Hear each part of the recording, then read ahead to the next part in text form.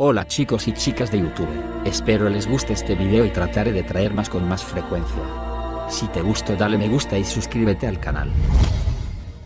Como uno de los primeros dramas de la sala ha moldeado lo que vemos y cómo vemos la ley. Cuando se lanzó en televisión a fines de la década de 1950, Perry Mason representó el nacimiento del procedimiento procesal en la sala. Sigue siendo un género familiar, si no sobreutilizado. Durante décadas, Perry Mason, de Raymond Burr, un abogado defensor penal que casi siempre salió victorioso de la corte, fue el abogado más querido de Estados Unidos. El personaje ha sido citado en más de 250 opiniones judiciales, y cuando el líder de Black Panther, Wayne Pennington, fue acusado de asesinato en 1968, un funcionario del partido, según los informes, le preguntó a su posible abogado, ¿eres tan bueno como Perry Mason? El personaje de Perry Mason, que apareció por primera vez en una novela de 1933 de L. Stanley Gardner, es parte de una franquicia de larga duración que ha incluido más de 80 novelas de detectives,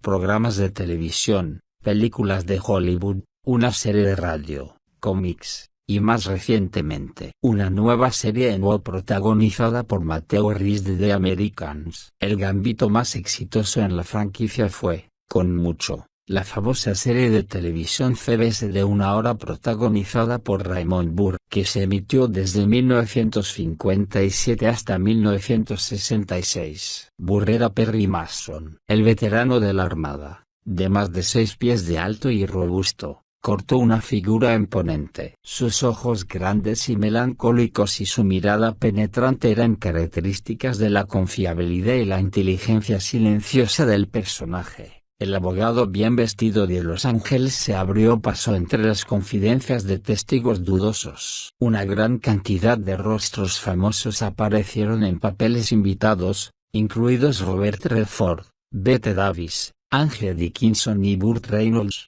Hoy, encontrarás Perry Mason en el de casi todos los espectáculos legales producidos desde potencias como la Law, The Practice y Law and Order, hasta docenas de fracasos de una temporada. El programa fue el primero en hacer héroes de investigadores y abogados defensores. Estableció una estructura de 2 actos de larga data y definió convenciones como la confesión inesperada en un dramático interrogatorio.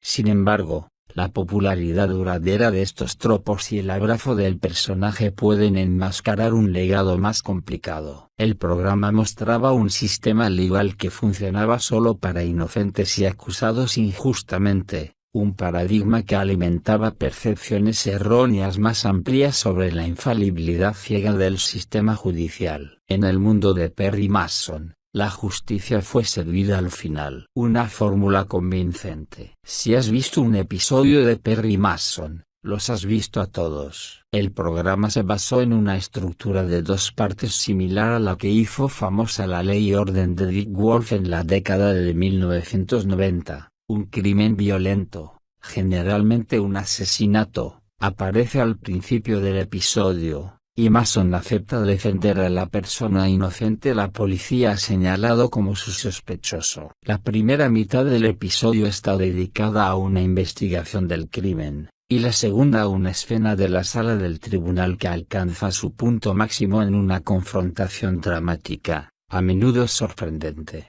Sin embargo, a diferencia de Ley y Orden, Perry Mason no es leal a la policía, y el personaje regularmente elude la ley en defensa de la justicia. Mason generalmente lleva a cabo su propia investigación junto con los detectives de homicidios, que invariablemente llegan a una conclusión equivocada.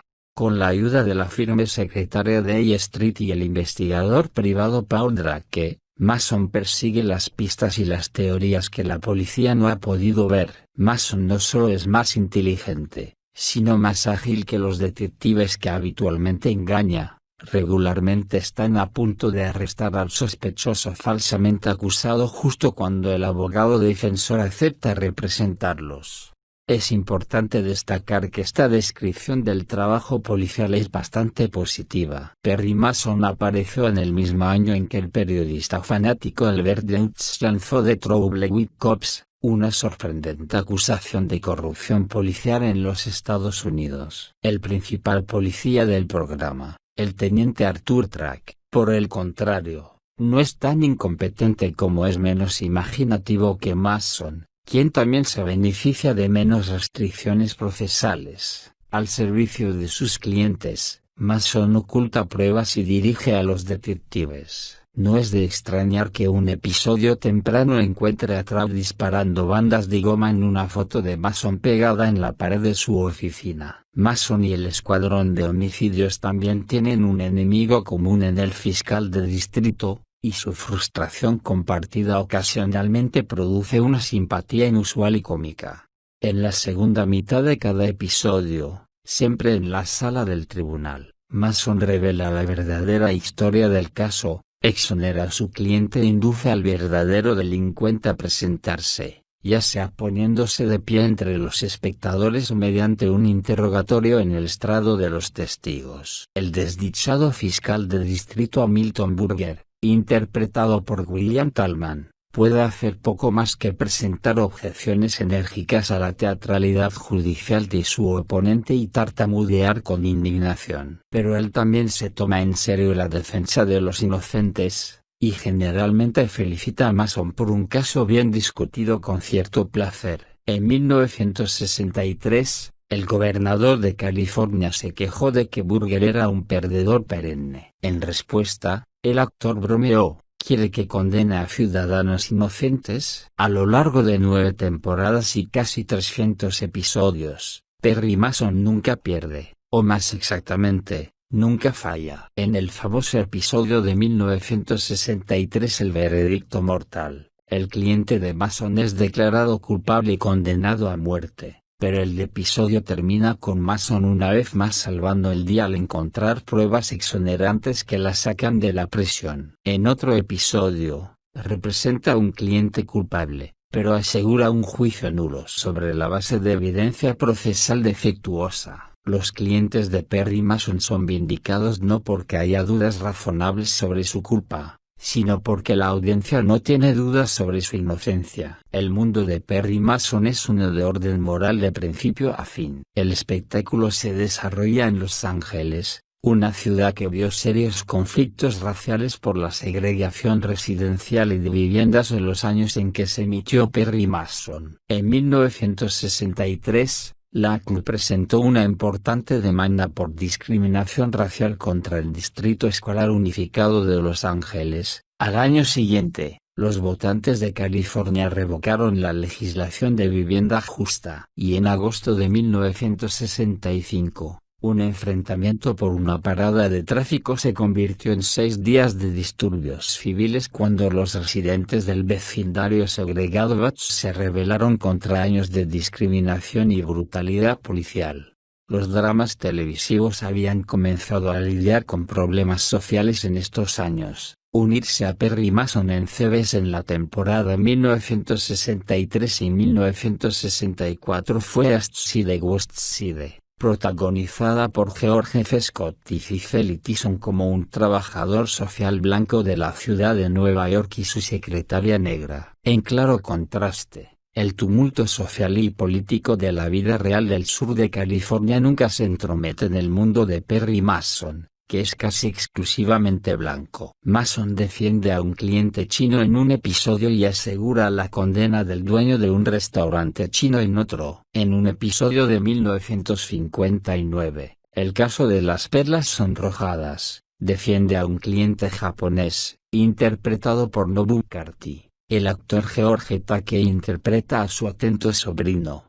Mason nunca defiende a un cliente negro. En una ocasión cuando un actor negro protagonizó como invitado, el actor de raza mixta nacido en Jamaica Frank Silvera, interpretó a un personaje blanco. En general, Los hombres y mujeres negros aparecen solo en partes pequeñas y roles no acreditados. El caso de Las Perlas Sonrojadas es el primero en el que un actor negro tiene un pequeño papel de habla. Solo un episodio incluye un personaje negro, y su identidad se juega para la trama y una ganancia. Como observa la crítica Anducille, aparece en una breve revelación en la sala del tribunal y resuelve una cuestión de identidad equivocada. Este episodio, el caso del sobrino nebuloso, se emitió en septiembre de 1963, 4 semanas después de la marcha en Washington. Ese año, otro episodio causó controversia porque el juez de primera instancia, que no tenía líneas,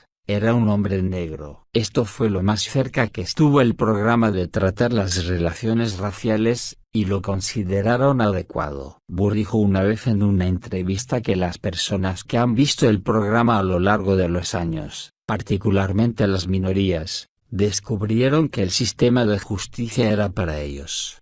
Pero claramente no fue así. Al evitar la raza y el racismo en el sistema legal, Perry Mason presentó una visión distorsionada del mundo a sus audiencias abrumadoramente blancas, una que a lo largo de los años ha normalizado la injusticia.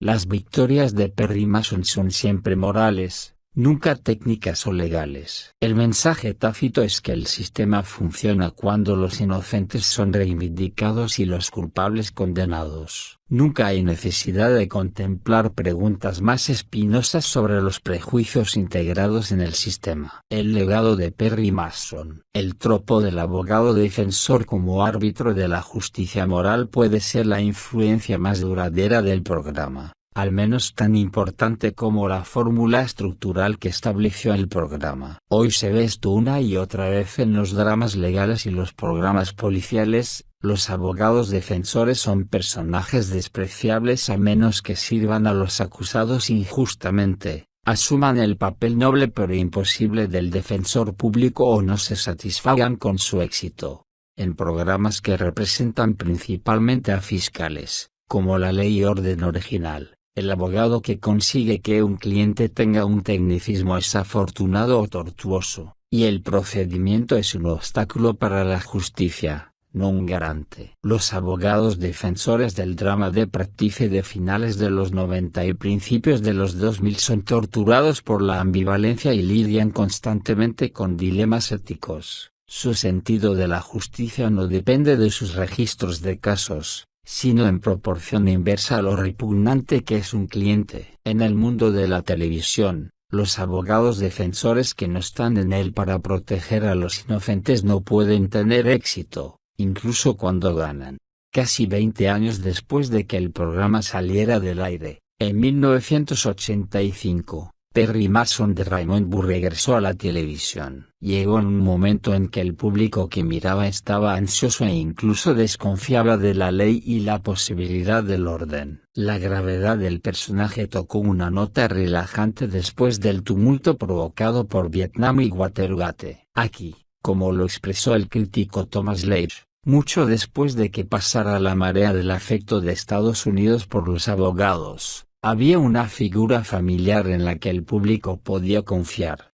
Perry Mason de Bo llega en un momento igualmente problemático, aunque en esta iteración, Mason aún no se ha llevado a la sala del tribunal y será un investigador privado. El programa ha estado en desarrollo desde 2016, en la racha de asesinatos policiales de alto perfil de estadounidenses negros que ha dominado el discurso público. Una lista de muertes que incluye a Laquan McDonald, Michael Brown, Eric Garner, Sandra Bland, Walter Scott, Philando Castilla, Rekia Boyd, Ahmaud Arbery, George Floyd, Rayshard Brooks, y muchos más para nombrar aquí. En cada uno de esos casos, los organismos encargados de hacer cumplir la ley se han apresurado a describir a las víctimas como imperfectas, para no ser exoneradas incluso en caso de muerte. La mayoría de sus asesinos no han tenido consecuencias legales. Pero el público estadounidense ha comenzado a cuestionar, con creciente urgencia, si el sistema legal es confiable y mucho menos justo. Había sido fácil desdeñar a los abogados defensores en los años en que ponerse duro con el crimen parecía ser un cargo político bipartidista. Hoy, se ha vuelto más complicado invertir confianza en los fiscales. No es de extrañar, entonces, que llegue una nueva historia de Perry Mason ahora, con sus líneas morales limpias. El público tiene hambre de un personaje que pueda reivindicar no solo a sus clientes, sino también al sistema mismo.